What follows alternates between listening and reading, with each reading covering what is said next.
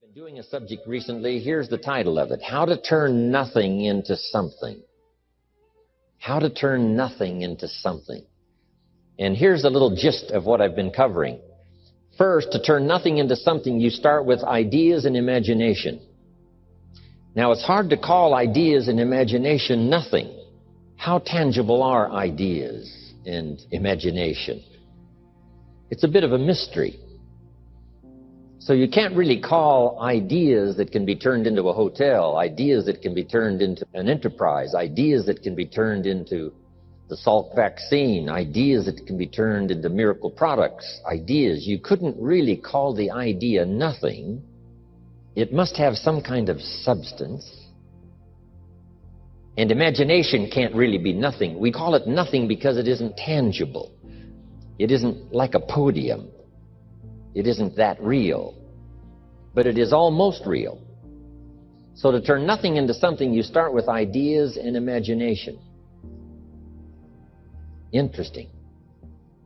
Ideas that become so powerful in your mind and your consciousness, they seem real to you even before they become tangible. Imagination that is so strong that you can actually see it.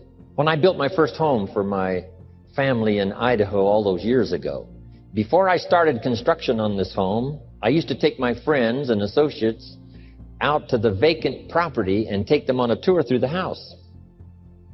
Is that possible? Is it possible to take someone on a tour through an imaginary house? And the answer is yes. I used to say, this is the 3-car garage, and the guy would look and say, yes, this garage will hold 3 cars, right? I mean, I could really make it real, make it live. I would take them on a tour through the house. Here's the fireplace, and this fireplace is brick on one side and it's stone on the other side. I could make it real. Here's the rest of the house. Here's the kitchen with this view window. And they would look out the window as I took them on this tour. One day I made this house so real, one of my friends bumped his elbow on the fireplace. It was that real. So imagination, we call it nothing simply because nothing in terms of being tangible, but it is so real it's almost real. So the first step is to imagine the possibilities. Imagine the possibilities. One of the reasons for seminars and sermons and the lyrics from songs and testimonials of others is to give us an idea of the possibilities. To imagine the possibilities. Now here's the second step of turning nothing into something. And that is to believe that what you imagine is possible for you. To believe that what you imagine is possible for you. And we become supported by testimonials that say something like, if I can do it, you can do it. And we start believing that. First, we imagine what's possible. Second, we start to believe that what's possible is possible for us. We might also believe because of our own testimonial. Here's what our testimonial might say. If I did it once, what?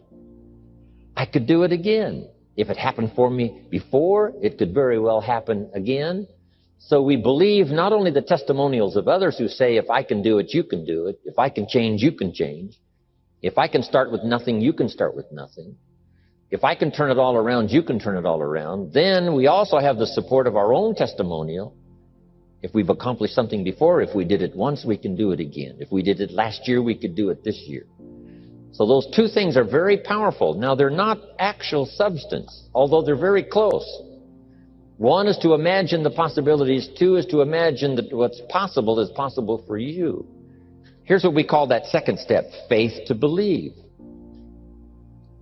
In fact, one writer said this: faith is substance. An interesting word, that the powerful ability to believe in the possibilities that are possible for you. If you have faith to believe, that faith is substance. Substance meaning a piece of the real. Now, it's not the real, it's not the podium, but it is so powerful that it's so close to being real. So the writer said the faith is a piece of, the substance of, and then he called it evidence, substance and evidence. So it's difficult to call substance and evidence nothing. Throughout history, there have been countless individuals who have made something out of nothing. They have overcome adversity and turned their lives around, even when the odds were stacked against them. It's never too late to make changes in your life to create a better future for yourself. It doesn't matter how old you are or what your current circumstances are, you have the power to make a positive change. The first step is to believe in yourself and your abilities. You need to have the courage to take action and make the necessary changes in your life. Whether you want to start a new career, pursue a new hobby, or improve your relationships, you can make it happen. It may not be easy, and there may be obstacles along the way, but with hard work and perseverance, anything is possible. So don't let your current circumstances hold you back. Take action and make the changes necessary to create the life you want.